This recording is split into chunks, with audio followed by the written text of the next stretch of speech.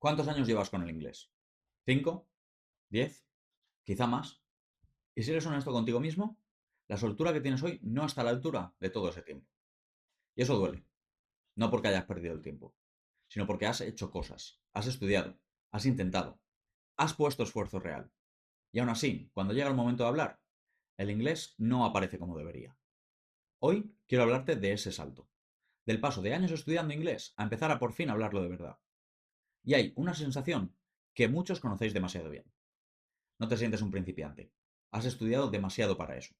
Pero tampoco te sientes libre. No puedes decir con convicción, sí, hablo inglés.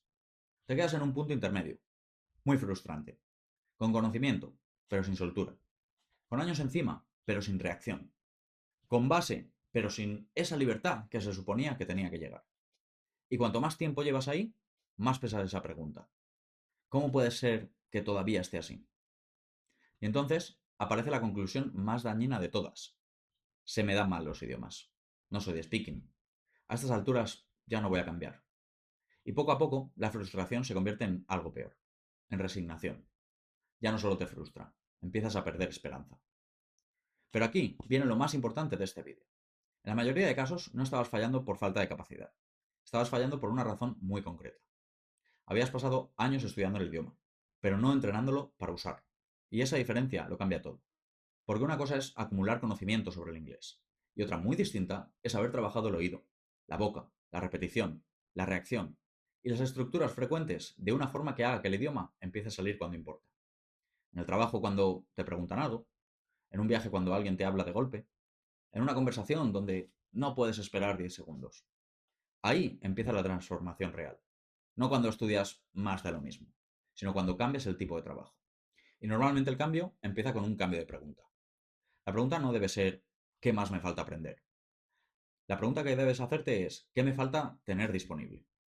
Parece un matiz pequeño, pero no lo es. Porque en cuanto cambias esa pregunta, cambias también tu relación con el idioma. Dejas de vivir el inglés como una asignatura infinita que nunca terminas y empiezas a vivirlo como una habilidad entrenable. Con partes concretas, con progreso visible, con evidencia real de que algo está empezando a moverse. Y esa evidencia, aunque al principio sea pequeña, lo cambia todo por dentro. ¿Qué empieza a pasar cuando el enfoque cambia? Ni magia, ni perfección, ni un salto de 0 a 100. Empiezan a pasar cosas pequeñas, pero muy reales. Ciertas respuestas empiezan a salir antes. Algunas estructuras dejan de sentirse ajenas en la boca. Y ciertas preguntas ya no te pillan en frío. La dependencia del español empieza a reducirse. En lugar de construir todo desde cero, ya hay bloques que puedes activar. Y eso se empieza a notar en el trabajo cuando tienes que reaccionar y lo haces mejor de lo que esperabas. En un viaje, cuando alguien te habla y ya no te quedas paralizado. En una conversación cotidiana donde antes habrías evitado hablar. Desde fuera puede parecer poco. Desde dentro se siente enorme. Porque por primera vez en mucho tiempo el inglés empieza a moverse, a responder, a sentirse menos muerto, menos académico, más vivo, más usable, más tuyo. Y aquí quiero ser muy claro, porque esto no es magia. No desaparecen todas las dudas de golpe. No de repente hablas sin esfuerzo, ni te conviertes en otra persona en 2 semanas. No. Una transformación real no es eso. Es pasar de sentirse atascado a notar que por fin estás construyendo algo que sí te acerca a hablar. Y eso ya es enorme. Porque la mayoría de gente no necesita primero perfección. Necesita primero evidencia. Necesita sentir, vale, ahora sí está pasando algo distinto. Y cuando eso aparece, la motivación cambia por completo.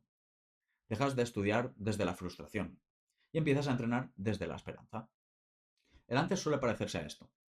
Años de teoría acumulada, mucho reconocimiento pasivo, poca automatización real, mucha traducción mental, miedo a equivocarse, lentitud para responder, sensación de que el inglés pesa demasiado. Y esa incomodidad constante en el trabajo y viajes de saber que el inglés va a aparecer y no sabes cómo vas a quedar. El después empieza a parecerse más a esto. Menos obsesión por aprenderlo todo. Más foco en lo que de verdad se usa. Más estructuras disponibles. Más rapidez en respuestas simples. Más capacidad para reaccionar. Menos paso obligatorio por el español.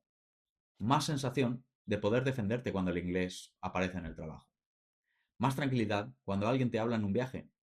Y sobre todo, más sensación de que hablar ya no parece una fantasía. Que es posible. Que está empezando a pasar. Y esto conecta especialmente contigo, porque no estás empezando de cero. Llegas cansado, llegas con años encima, llegas con una mochila de frustración acumulada. Llegas habiendo probado academias, aplicaciones y cursos, y sintiendo que el speaking sigue sin aparecer.